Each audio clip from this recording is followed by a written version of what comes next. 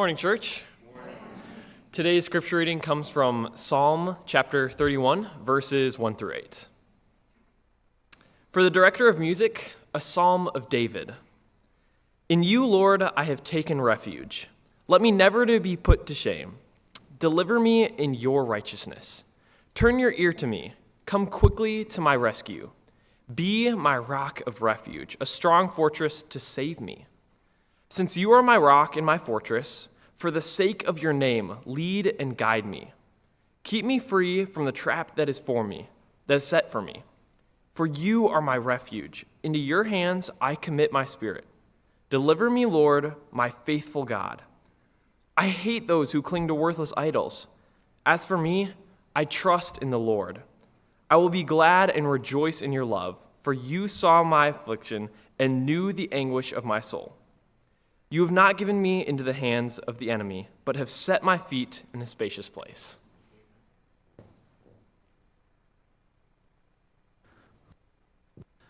So there's these moments that happen, that the things you can't unsee, the moment where you see something and you, all of a sudden you see it in a new light, and it just makes you kind of scratch your head. Maybe it helps you understand something differently. I was looking at these pictures and signs online. It just fascinates me. Like there's that first sign up there where it says, see somebody drowning, call 911. And I guess that's the universal symbol for somebody drowning, but it sure looks like, if you've texted at all, if you see somebody drowning, LOL, laugh out loud.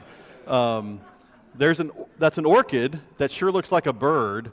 That sweet little pug there probably should be named Bruce, because once you see the Batman symbol in that pug's forehead, I don't know how you stop unseeing it.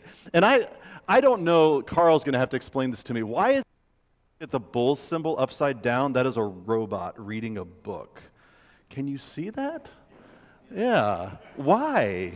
Why is that? So it's just these moments that you see something and you just can't stop seeing it. It just shapes everything about what you do after that. They're still seeing the robot reading the book. Bulls fans just had their mind blown. This is Psalm 31 is that kind of moment, a much more intense one, really, because Psalm 31 is hard to read as a Christian without zooming in on verse 5. It's the words that Jesus spoke on the cross. Into your hand I commit my spirit. And once you see Jesus in the psalm, you can't unsee him.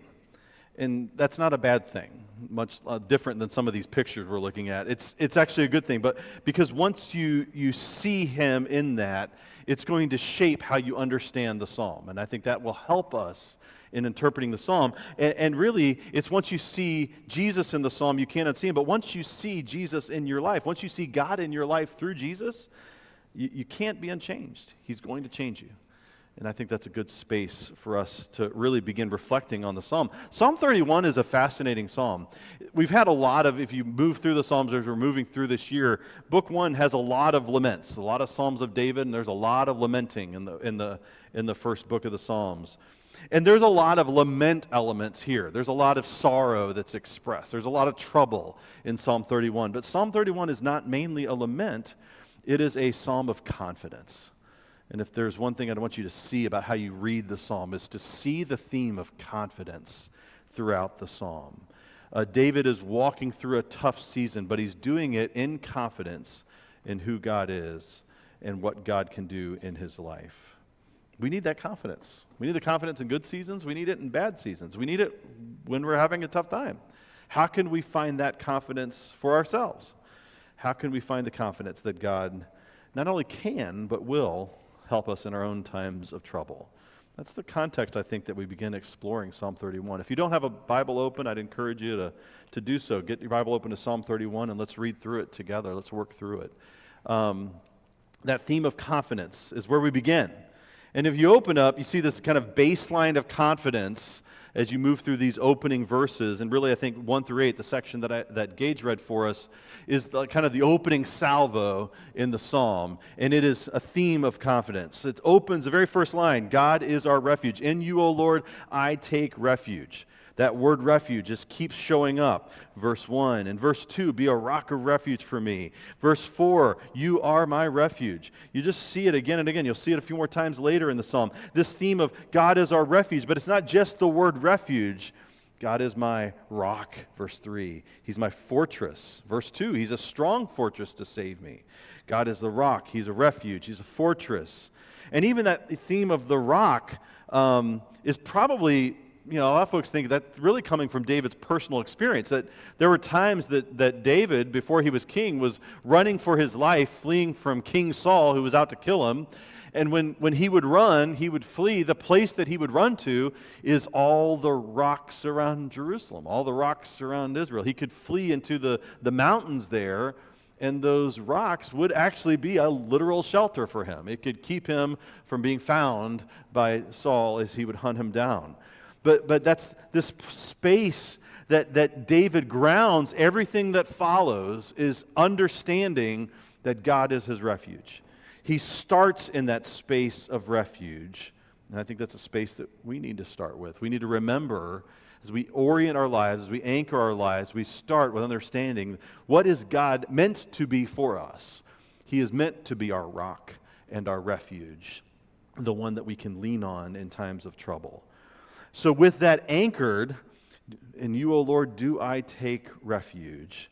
And then he's anchoring his life. Let me never be put to shame. In your righteousness deliver me. But then he really has an interesting play there in verses 2 and 3. What he needs is for God to be what he is.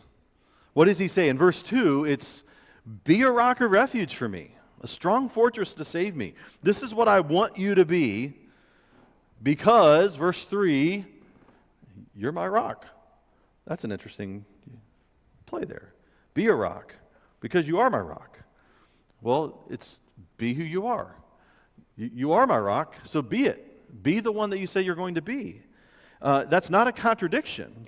Charles Spurgeon, the great preacher, would talk about how that is the logic of the heart that's happening, that God will prove himself to be what he knows God to be. I know who you are. I just want you to show me.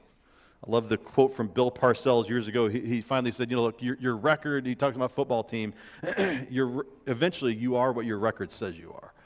Eventually you just look at all the things you've done, you kind of get late enough in the season, and you don't really kind of complain about, well, this one didn't go our way, we had some bad luck. It's like, nope, your record is what it says it is. And so that's kind of a guide for sports fans as you kind of you overpay a free agent, then you expect the free agent to play like what you paid him to be instead of what he actually was. Well, then you get disappointed, or you happen to buy into the hype that, like hypothetically, like your brand new, newly drafted quarterback is going to transform your organization, and suddenly you're going to be 13-3 and making the Super Bowl, and then the games happen. And then you actually see them play, and it turns out you actually have to have an offensive line to protect this newly minted quarterback, and it doesn't work that well. Like, the harsh reality lands, and it turns out rookies play like rookies, and bad offensive linemen play like bad offensive linemen, and the Bears story continues. It's just, hype gives way to reality. Like, your record is what it says it is. And eventually you're going to see the record, and you say, yep, that's who you were this year. But with God, it's different. Because actually, with God, the record for David instills confidence. He says, look, I know who you are. I know who you've been to me, and I know who you've been to my people. And actually, I think sometimes for a lot of folks, the way you get to know God first is it's not necessarily looking at your own life, because some people say, well, my life's been kind of rocky. It's been pretty rough. You look at who God has been to his people throughout the centuries. You root yourself in a larger story than just yourself and say, well, here is God's story for his people. It starts all the way back in Genesis, and you see this story that unfolds of how God treats his people. And you say, I can trust him. I'm confident in him. And so, God, I just needed you to be who you say you are. I need to be who you've been. And that God can instill that confidence, and if he instills that confidence, then we can lean on it in that time, those times. And that's the other dimension here in that kind of the first 8 verses, is that when God is working, then the problems kind of retreat to the background. It's not that he doesn't have problems here. He references them. He's talking about, you're my rock, you're my fortress, you're going to lead me, you're going to guide me. And then he talks about, verse 4, you take me out of the net they've hidden for me. Well, that's a real story, right? I want to know about the story. What is it to be trapped in the net? Like that's, sounds like the animal that gets caught up in a net and you're stuck there and you just know you're going to be killed. Like that's a dangerous story. But that's one little reference, and then he moves on. He just has these moments where he'll reference the problems. He's like, I hate those who pay regard to worthless idols. That's a story. There's people who've been worshiping idols, who've been following false gods around him, who created a lot of problems in his life. But what is the emphasis of these first 8 verses? Well, it's like verse 7, I will rejoice and be glad in your steadfast love. Great interpretation of that word there, chesed. The steadfast love, or the kindness of God. The steadfast kindness of God. Why? Because you have seen my affliction, you have known the distress of my soul, and you have not delivered me into the hand of the enemy, and you've set my feet in a broad place. That's the story of deliverance. All those problems are there. He can spend a lot of time dwelling on them. And at times, he will. Not here. He doesn't dwell on those problems. They fade to the background because what he knows is that he can entrust himself to God. God has seen him. God sees him in his affliction. That's something we need to remind ourselves of when we're having hard times. God sees you. God sees where you're at. He knows you better than you know yourself. And he knows your problems better than you know your own problems. He has seen you in your affliction. And for his people, he knows the distress, and he will not deliver you in the hand of the enemy.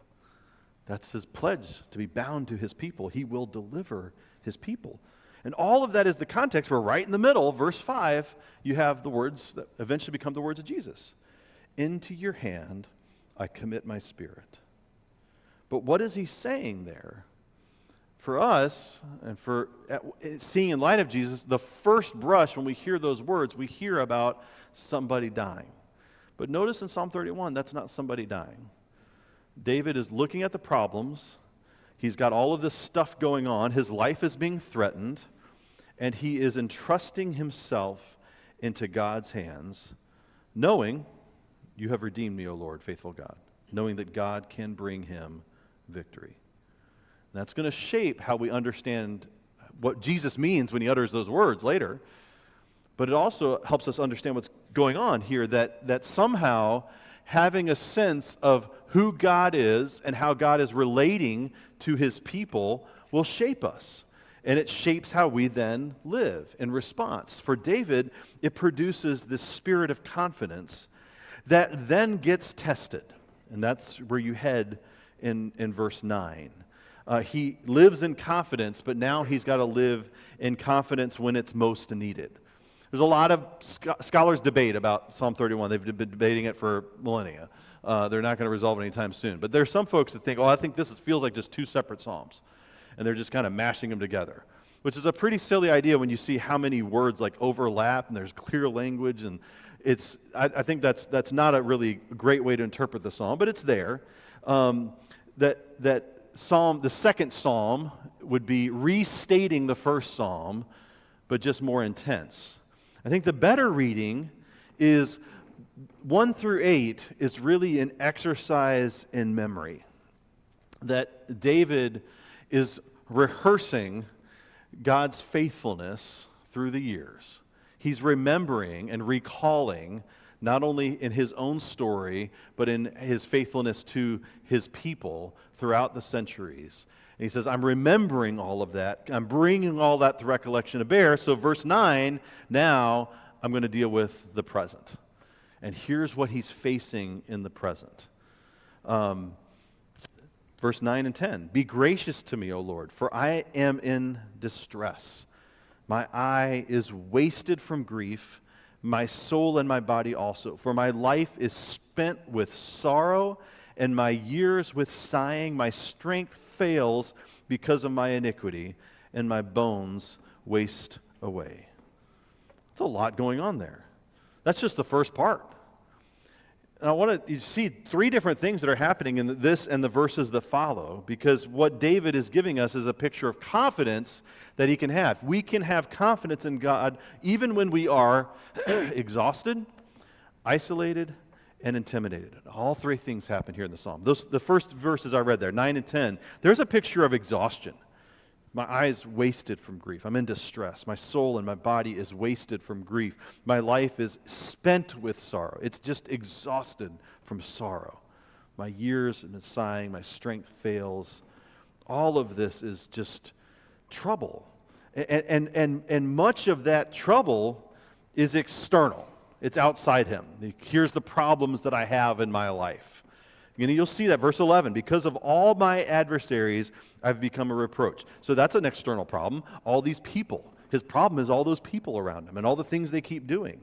Verse 15, rescue me from the hand of my enemies and from my persecutors. Well, that's an external problem, all these enemies that are sapping him. But it's also, there's this internal dimension. It's sapping his vitality. It's sucking his strength. And that's a level of exhaustion I know that most of you, I'm sure, can relate to, just knowing the spaces in your life where you just feel spent. But then there's that key verse in verse 10 where it's not just external. It says there right in the middle of verse 10, my strength fails because of my iniquity. And your translations will probably translate it differently. Some will say affliction. It seems kind of neutral. Some will say it's because of my sin, which is a fair translation. That seems more directly internal. But the stuff that's going on in him is also draining him. So the problem is out there, but then even if he got away from all the stuff out there, all he has to have is the struggle that's within his own head, that exists within his own heart, and it has worn him down, and he's feeling that exhaustion. Take that along with it, and then you've got this isolation. Verse 11 and 12, because of all my adversaries, I become a reproach, especially to my neighbors, and an object of dread to my acquaintances. Boy, that'd be a nice guy to show up at the party. Like, here's the object of dread that just walks into your house. That's what he's become. Those who see me in the street flee from me. This is not a good thing. I've been forgotten like one who's dead. I've become like a broken vessel. He's excluded socially. He's experiencing a silent treatment from his neighbors. And the implication here is that what that is coming from is because he's trying to do right. And I think we've got to be honest about that there's times that if you want to do the right thing, it's going to cost you socially. If you're going to try to live the right way, if you're going to try to be faithful, it's just going to cost you. He experiences that cost. There's times that you're going to have to set boundaries. There's times that you're going to have to say no to somebody, to say no to him. And he said, this is the best thing. This is the right thing to do. But there's a cost. You're not always going to win. Your approval rating is not always going to be climbing up. And he feels the loneliness of that. And there's times that doing it right, following God's way, is going to leave us lonely. We have to recognize that. There's exhaustion. There's isolation. And there's also intimidation. Verse 13, for I hear the whispering of many, terror on every side. I mean, that sounds like a tagline for a horror movie, doesn't it? Terror on every side as they scheme together against me, as they plot to take my life. And notice that's a picture of David, the king, the one who's appointed, called by God to be faithful.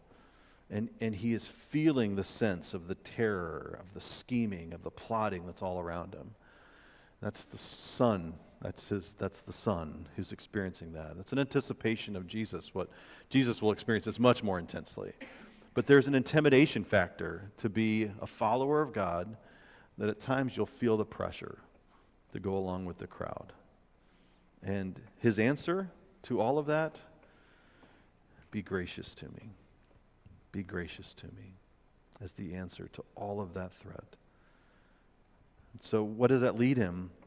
His confidence, with all that pressure, is that he can ground himself in God's activity for him.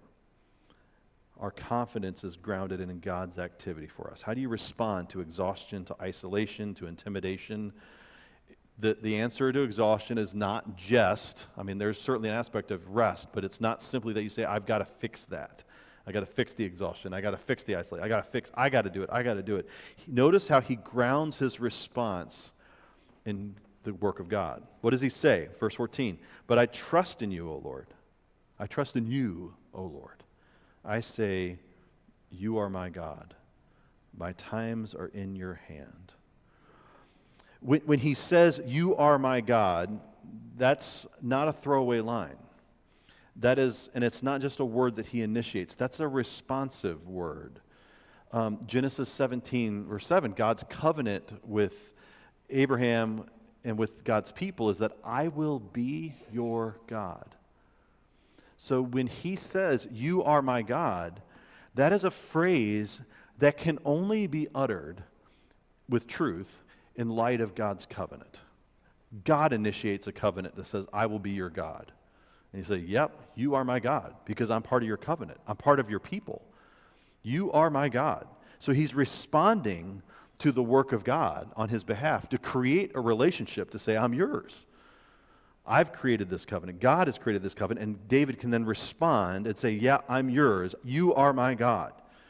Again, verse 16, he says, make your face shine on your servant. Save me in your steadfast love. That's an allusion to number 6, verse 25. It's the priestly benediction. The priest would say, Lord, make his face shine upon you. The blessing of God's relationship with his people, that his face might shine upon them. There's a lot of implications. We spend a lot of time in that. We're not going to, but it's a lot. You could talk about that because to have God's face shine upon a people would suggest they've been transformed. Because, Moses wanted to see the face of God. He said, if you see my face, you'll die. And so you can see my back because you're not ready. But that the Lord would shine his face upon them means that he has transformed them. He has made them into his likeness. He's remolded them. He has changed them such that they can live in a relationship with him. Make your face shine on me. Shape my heart. Change my heart. Change me. And then in the middle of that is that another key phrase, one of the two most famous lines in Psalm 31. My times are in your hand. Because you're my God, because you've bound yourself in covenant to me. I can respond to say, you're my God, and I want your face to shine upon me because that's the blessing that you said that you can give because you can shape my heart. You can change me. You can make me holy. You can do something in my heart and life through your grace. You can change me. So therefore, my times are in your hand. Rescue me from the hand of my enemies and from my persecutors. My times are in your hand. He entrusts himself to God's leadership because of this relationship that he has formed with him. I think John Calvin pointed out that I think just notably that it's not my time is in your hand, my times, it's the plural. My times are in your hand, which is to suggest that it's every season of our life is in the hands of God.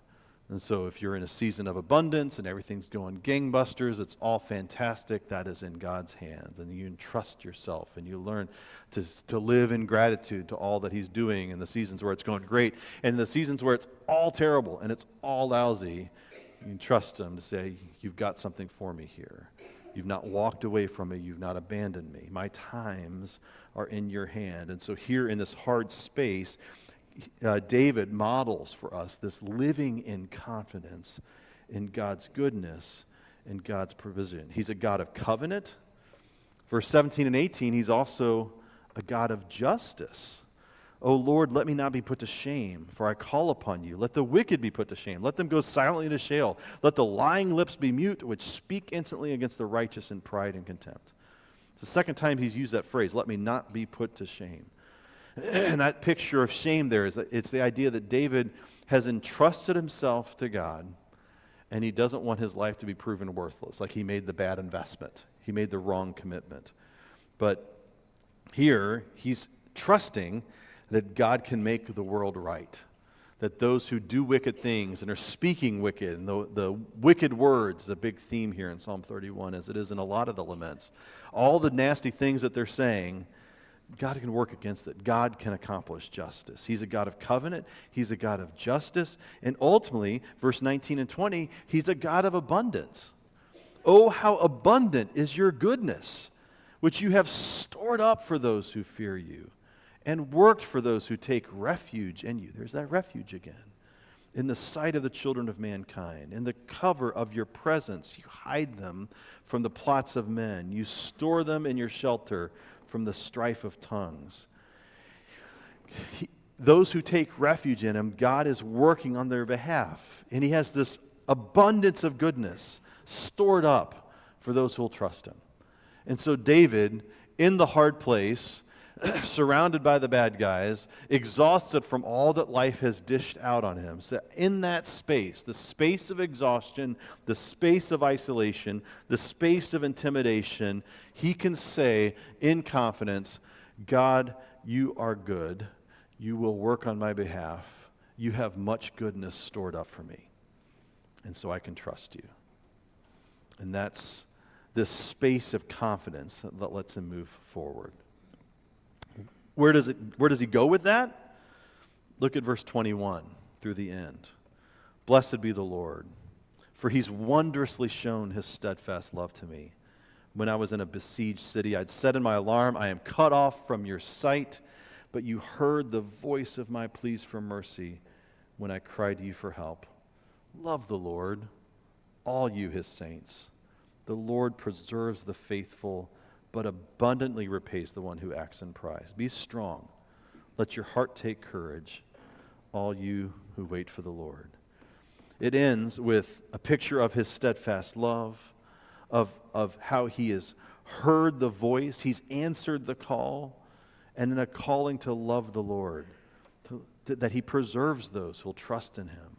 He invites others to learn from His own story, to say, just trust Him, good times and bad. And where he ends is a picture of confidence. Be strong. Take courage while you wait on the Lord. And all of that, it's the old idea that when you see a reference to a psalm in the New Testament, that usually the writer is referring to the whole psalm. And that's true of a lot of the interpretation of Jesus' works, or words, especially when the words on the cross. He invokes a psalm. We try to talk through that as we move through them. And I think that's where you get to the end of this and you see the ending of the psalm. That's where you begin to think about the Jesus that you can't unsee from verse 5. And here's the idea I want to leave you with, that Jesus is your source of confidence to navigate the season that you're in today. Jesus is that source of confidence. Because what happens is that Jesus utters these words, verse 5, into your hand I commit my spirit, as he dies on the cross. And his words are there is ultimately, it is finished. The finished work of Jesus turns up the volume on this psalm of confidence. Jesus prayed this prayer, and he's invoking the whole psalm. It is a picture not of one saying, I'm getting ready to die, I'm going to trust you in my death, that I've done good, that it's all been worthwhile. It's more than that. It's the Son entrusting the Father for life, because that's what Psalm 31 is about. David is trusting Him with the threat of death surrounding him. He is trusting that God will deliver him. The Son, at the time of His death, is entrusting the Father for life even beyond the grave. The words of Jesus become echoed throughout the church's history. I read this list this week of all of the famous people throughout the history of the church that uttered these words as their last words. Into your hand I commit my spirit. It's echoed even in Stephen's martyrdom in Acts, but guys like Martin Luther and Philip Melanchthon, and there was like this long list of these greats throughout all these different Christian traditions that's their last words. But all of them are picking up on Jesus' words and echoing Psalm 31, which says, I will trust you for life no matter what's surrounding me, no matter what problems we face. I'm trusting you for life, and for Jesus, it is a life that comes even beyond the grave. You see, David was delivered from suffering. Jesus was delivered through the suffering to deliver us from our suffering. He was delivered through the suffering. And so Jesus is amplifying these words and really reframing our reality. Because we can utter these words not just on the promise that whatever the problems that are on our list today will somehow go away, but that our life is bound up in a God who has given us eternity through Jesus Christ. And that everything that we're going through can all be worked for His good, for His glory and for our good. We can trust Him. Psalm 31 verse 5, interestingly, is in the tradition was that this is the words that the Jewish fathers taught their children to pray every evening at bedtime. So another way to think about this is Jesus on the cross is uttering a bedtime prayer. Into your hands I commit my spirit. But that is a daily prayer of confidence that a child can utter at bedtime. Now I lay me down to sleep. I pray the Lord my soul to keep. You can utter that at bedtime, and for Jesus, you can utter it even in the face of death itself. Because our confidence is not grounded in our situation. It's not grounded in our strength or any performance on our part. It's grounded in the finished work of Christ on our behalf through the cross, through His death, His burial, and His resurrection. This prayer of confidence is true, and it's even more true because of who we are in Christ. So trust Jesus and live in confidence. Jesus is your source of confidence to navigate the season you're in right now. Let's pray.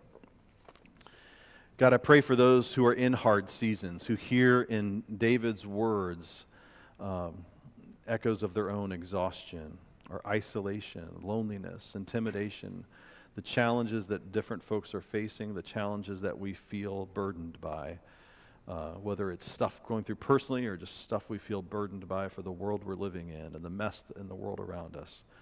God, I pray that you will cultivate in us a spirit of confidence. Remind us of who you are and remind us of who we are through Jesus, that you have called us as your covenant people. I pray for those here who do not know you and know Jesus as their Savior, that they would hear in these words a calling to respond, to become part of your covenant people. God, give us confidence in who you are and help us to live out of that confidence because of the finished work of Jesus. In His name, amen. If we can help in any way, please come. I'll stand and sing.